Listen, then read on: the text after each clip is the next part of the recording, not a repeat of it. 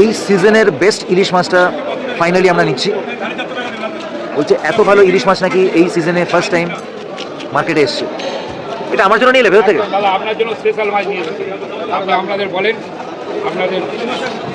আপনারা যারা যারা খাঁটি পদ্মার ইলিশ খেতে পছন্দ করেন, যাতে ডিম থাকবে না এবং এরম ভালো কোয়ালিটির তেল থাকবে, গরম ভাতে ইলিশের তেল, তাতে একটা কাঁচা লঙ্কা ভেজে কথালা ভাত আপনি একসাথে খেয়ে নিতে পারবেন বলুন তো। আর যদি এরম ধরনের দুর্দান্ত সাইজের 1 কেজি 650 সাইজের ইলিশ মাছ হয়, কাটার সময় হাত তেলে ভরে যাচ্ছে।